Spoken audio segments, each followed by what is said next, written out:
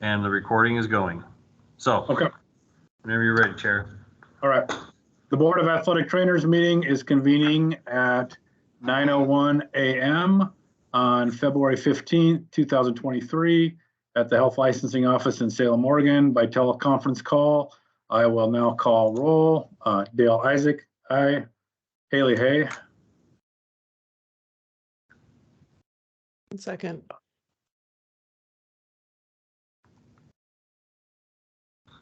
I'm having trouble with my speaker here. Give me a second. Okay, we can hear you, but if, I gotta switch devices. Give me 1 minute. sure.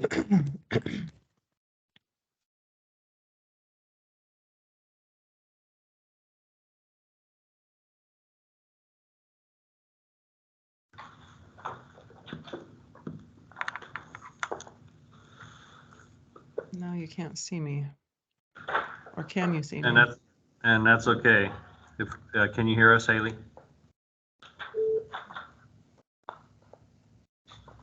Okay, how about this?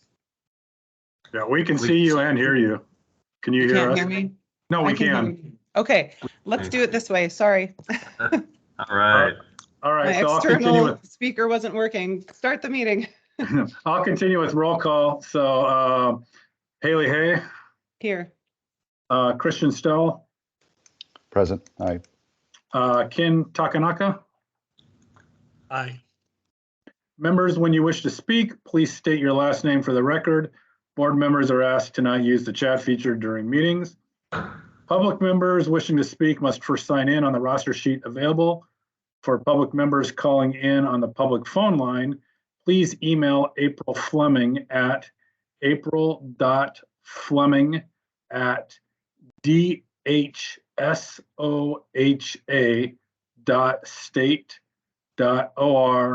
april.fleming@dhsa.state.or.us and provide your first and last name. Public and interested parties' feedback may be heard during the public interested parties' feedback period if indicated on the agenda. Everyone is asked to use appropriate language, manners, and protocols when conducting board business. This meeting is called to order. Thank you, Chair. Members of the board, this is Bob Bothwell for the record. First item on the agenda after call to the order is items for board action and approval of the agenda. Motion So to we need a approve board the member agenda. to make a motion on that. This is Stoll. Motion to approve the agenda. This is Ken. I second. Okay, a motion has been made to approve the agenda. I'll now call roll. Dale Isaac, aye. Haley Hay, Aye. Christian Stoll, Aye. Ken Takanama. Aye. Okay, the agenda has been approved, Bob. Did he vote for himself? Dale, did you vote yourself? I did, yes. Aye, yes.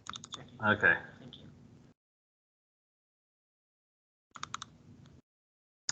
All right, next on the agenda is the director's report. Let me scroll down to that.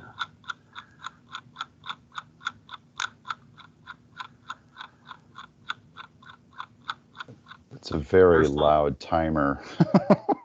Oh, Whoever that's put my, the that's my timer. mouse. Sorry. My mouse running really fast. I didn't realize the speakers were that good. All right.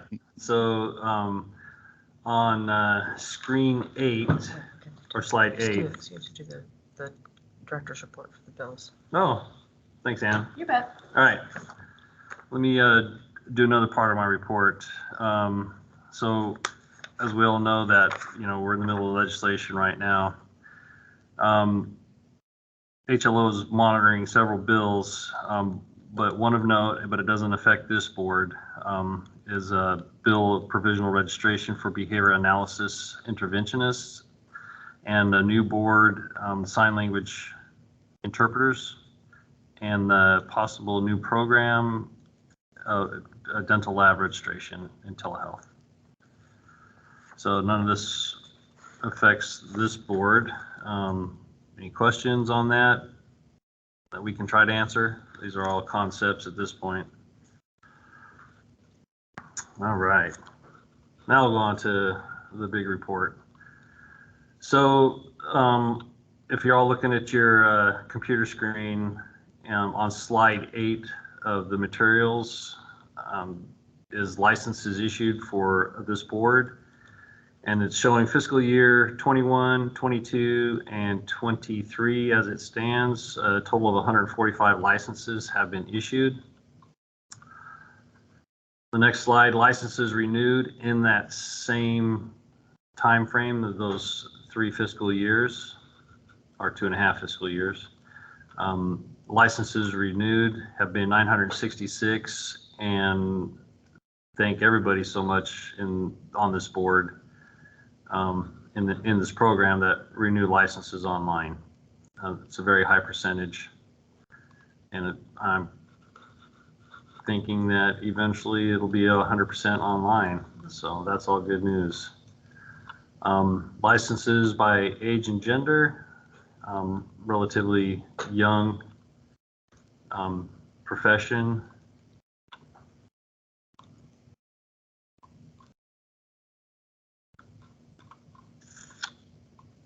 And the licensing volume trends on slide 11, 403 back in 2021, quarter 1 of 21, to current, 403 at that point to currently 415.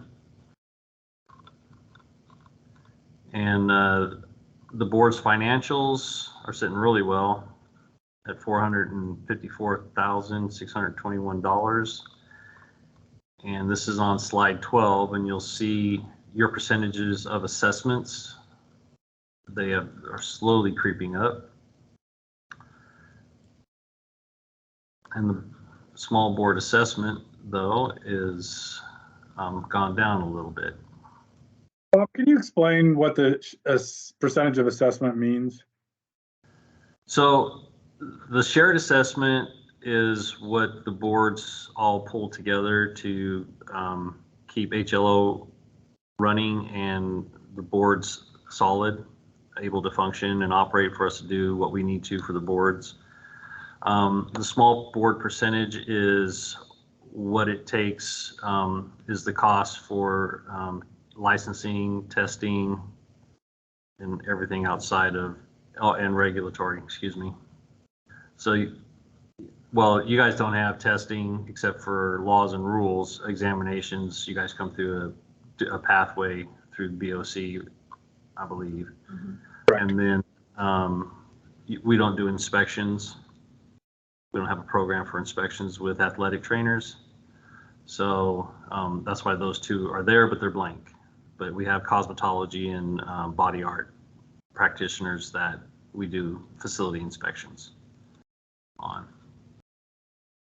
Does that answer your question? Yeah, and then I guess the percentage of so our financials on the small board, 4.7%, is that the percentage of the overall dollars is coming out of our board, out of athletic training? Is that correct? Of the 17 boards and programs we have, yes. It's Okay. 0.5%.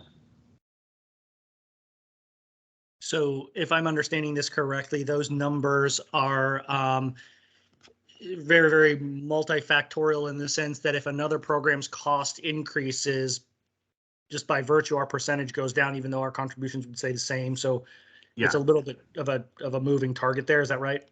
Correct. So as you see, it was at 0.5%, and it's slowly crept up. And then if we bring on any of the programs that I mentioned earlier in my report, then it'll decrease. But the cost of operating anywhere in the country today has crept up a little bit. So unfortunately, and yours has gone up about 0.2%. Bob, I have a question going up to license renewal and issued. It looks like, especially for renew, there was a significant dip in the third quarter of 2023, but also license issued also went down for the last 2 quarters. is this simple applications, or is there a factor in terms of license application processing at this point, given that significant dip? So your license is good for 12 months from the time you apply. And so fiscal years for the state are July 1 to June 30 of the following year. So we're in quarter 3. So we have a whole another quarter where applications will come, renewals will come in. And so that number will bump up. And so in one sense, you're right. It's just how it goes throughout the years, each year, because some may renew and the number of applicants that initially applied is staggered throughout time, right? So if we have 100 that got that applied and got a license in quarter 1 of 1 year, they're not going to show up again until sometime in the following year in that same quarter. So this quarter 3, as we go through it, that number should uptick towards where it needs to be. And I don't know how many total there should be in quarter 3. And we wouldn't know until we hit quarter 4, because some folks may drop off, may move and get licensed in another state, maybe just give up their license for one reason or another. Understood. It's a trend that bears watching for sure. So, Yeah, so right now, is quarter 1 and quarter 2 probably a better indicator of where we are fiscal year 23, being that we've completed those 2 quarters? Right. And so you're off by, from the previous fiscal years. In 23, you're off by about 150-ish licenses renewed. So, as quarter 3 comes to a close and quarter 4 begins, I'm sure that number will uptick to where it should be in quarter 1, quarter 2, or I'm sorry, quarter 3. So we're about 35 applications off. Potentially, I'm not saying that's exactly what it will be, but it should be in that general area. And if you go to slide 11, it'll actually have a better picture of the trends. And yes, I see that.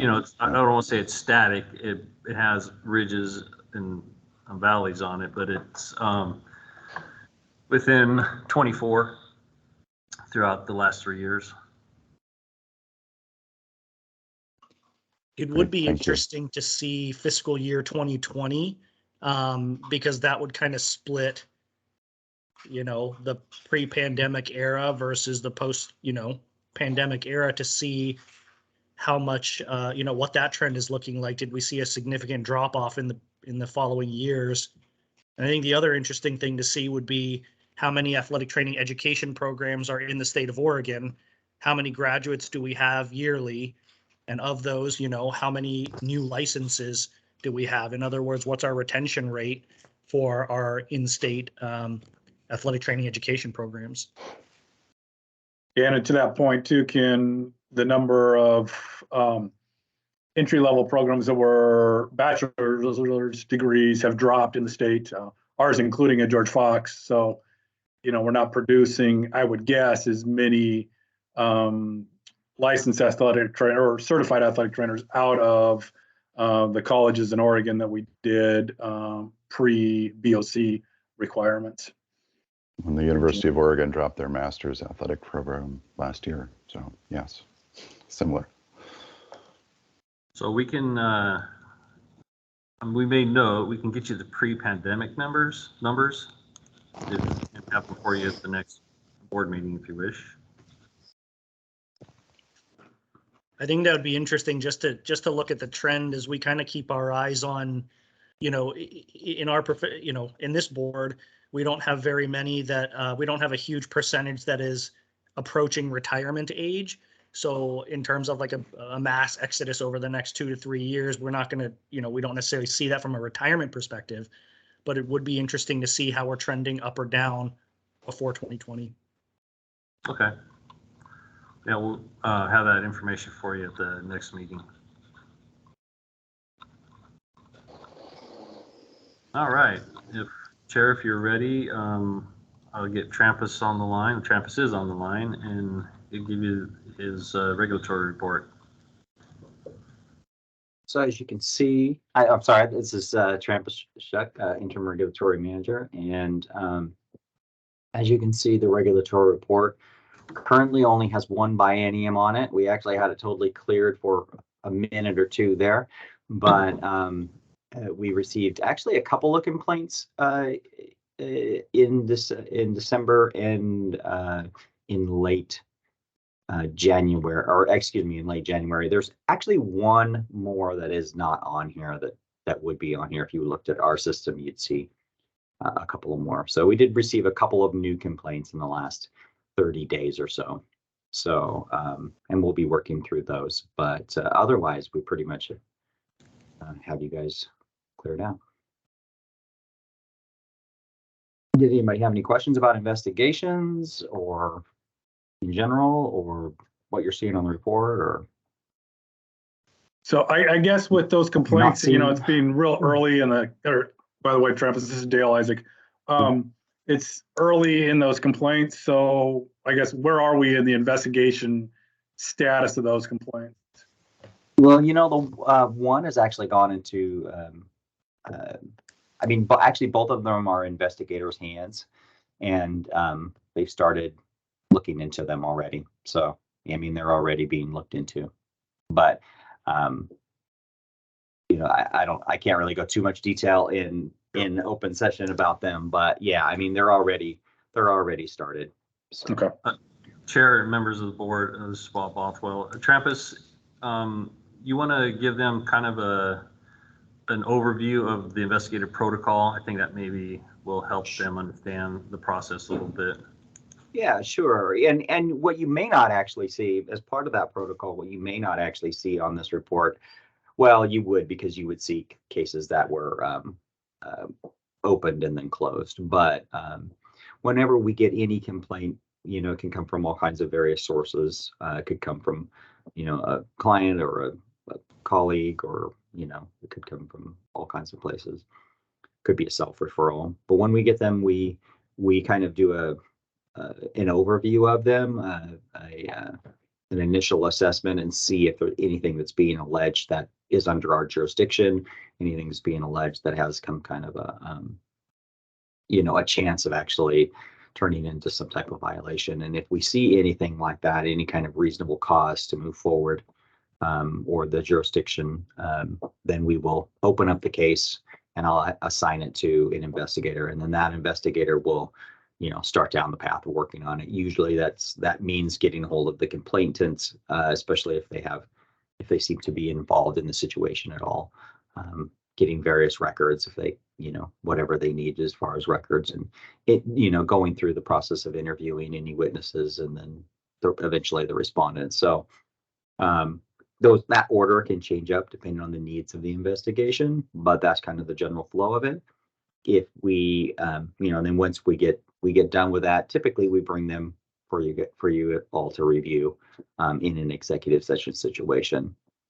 Again, unless it's just the threshold, at some point we find out that, what we thought was maybe a violation just isn't. There's just nothing to review, basically. But if we've gone through the whole process, it will eventually, you guys will eventually get to see it and look it over. So if we ever got, we don't have,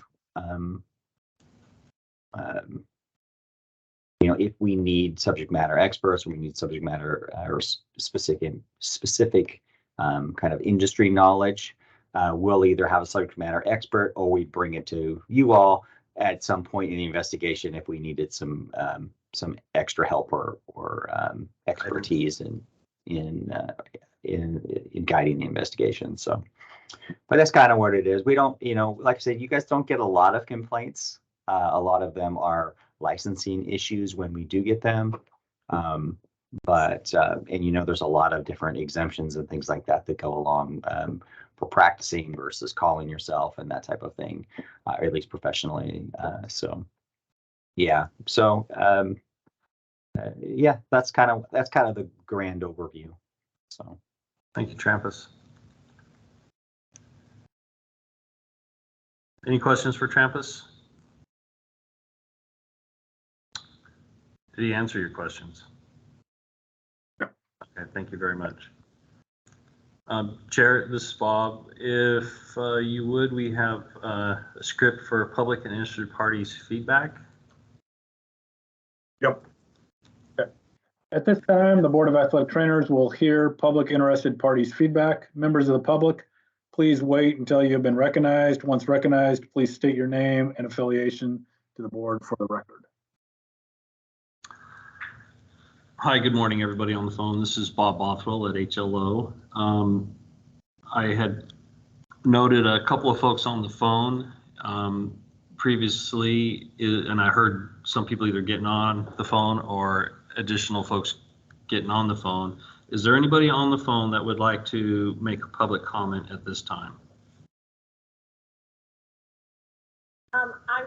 My name is Jennifer Lepke, and I am a licensed and certified athletic trainer here in Oregon. Hi, Jennifer. Stand by 1 second. Board, can you hear Jennifer? Okay, they can hear you. Go ahead, Jennifer. I'm just wondering if, in addition to the 2020 numbers that we will be seeing on the next board report, if we could possibly find a way to also have numbers on how many open positions we currently have, seeing the number of athletic trainers we have in the state, but working for an organization that's been having trouble with retention. I'm wondering if the problem is statewide or it's just our organization, and how short are we here in the state? I know that for a lot of us that are working in the field right now, we are feeling the stress and strain of being short-staffed in some areas. So I'd be interested if we could monitor how many open positions we have either annually or per quarter, if possible. Thanks for the question. Chair, members of the board, does anybody want to answer her, or would you prefer I answer her question? Because HLO, that's not in our purview, it's not in our statutes that we monitor openings in a profession. That would be something that an association or some other organization outside of HLO would do for you. I thought so, but I wanted to check just in case, so thank you. My pleasure, thank you. It's a great question too. Is there anybody else on the phone that would like to make a comment?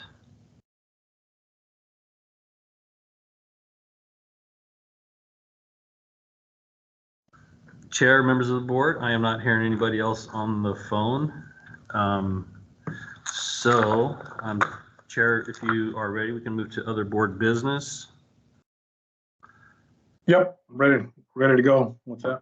And so what we can do in this part of the board meeting, I'll reiterate that we will get the pre-pandemic numbers for you.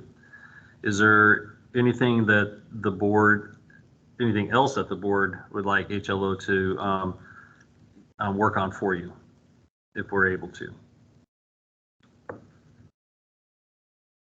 This is Ken. Bob, following up on Jennifer's request, is it within the scope to be able to look at the top factors that would potentially serve as roadblocks to delivering healthcare to the public? So in other words, staffing is one major concern, obviously, across multiple different professions and boards. But then we think about things like hospital beds, finances, things of that nature. So is there, kind of a top list of things that are potentially impeding healthcare? Yeah, there's a list. I am aware that there are several bills, and when I say several, it's more than two bills out there that are attempting to address just that, as you stated, nursing, beds, hospitals, ratios, everything. So the legislature is on it. Thank you.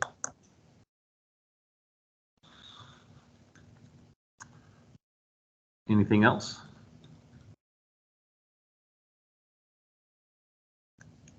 Okay.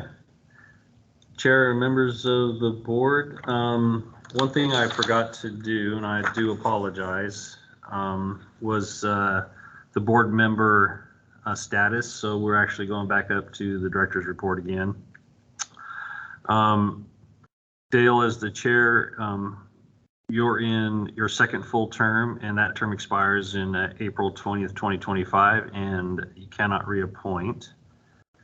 Ken Takanaka, excuse me, is in his first full term, and that expires August 29 of 2026, and he can reappoint. And Dr. Stowell, you two are in your first term, and your term expires March 31 of 24, and you can reappoint.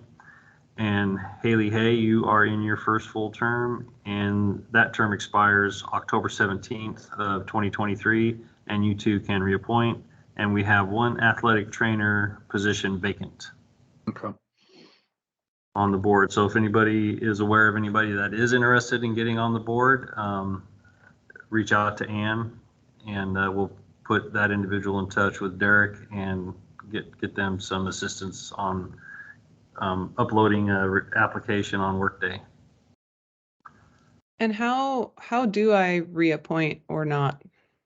Can April Derek, or someone tell me the process? Yes, Derek Foltz. Okay. He will reach out to you and let you know. It won't be October 17th. You'll get an email. It'll be sometime before that, because we have a schedule when appointments happen at the Capitol, and we'll get out. We'll reach out to you prior to that and give you an opportunity to reapply, or at least notice us that this is what you want to continue doing. All right. And then Bob, it's my understanding, and correct me if I'm wrong, that you're still acting as interim director. Is that correct?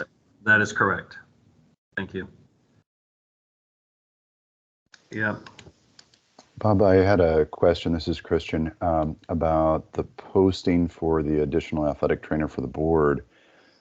Is that posting just on the OHS website, or has it been distributed elsewhere? Or are we pretty much the word of mouth at this point?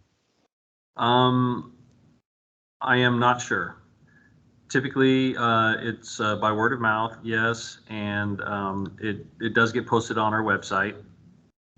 So if it's currently there, I can't answer it. And Ann's over here telling me that it is there. So, and we are learning of other avenues these days with some of the other changes that are happening here.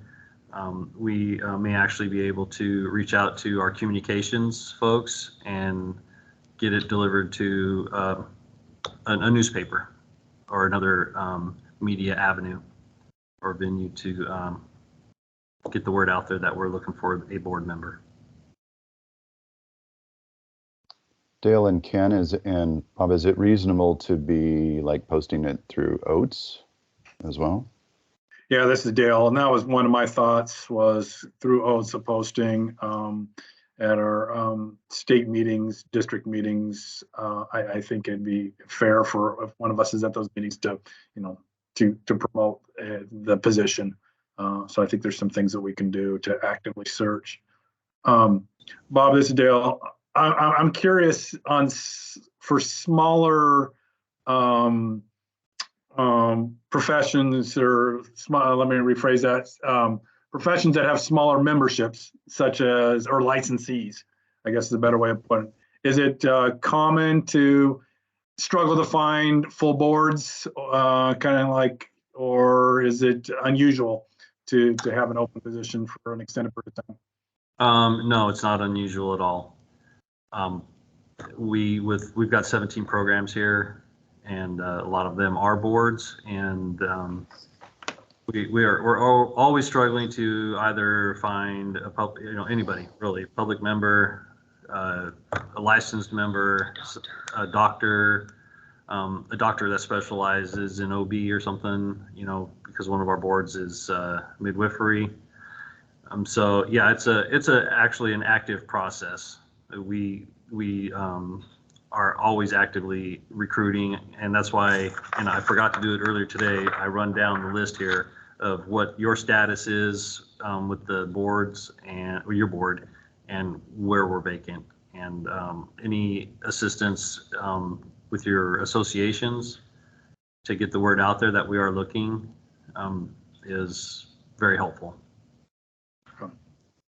Yeah, that's what I kind of figured. And, I just feel so appreciative that we've had Dr. Stoll and Haley as non-athletic trainers on this board. So I feel very fortunate to have had both of them as they kind of work through their first term. Yes, and we appreciate it because we realize everybody has their own professional life to live, personal life to live, but take time to spend it with us at the board meeting. So I will tell you from HLO, thank you very much to everybody that's on the board today. So if there is nothing else, we can adjourn, Chair. Okay, so we need a board member to make a motion on that, Bob, is that correct? No, sir. Okay, all right. So the Board of Athletic Trainers meeting is adjourned at 9:33 a.m. Okay, thank you very much.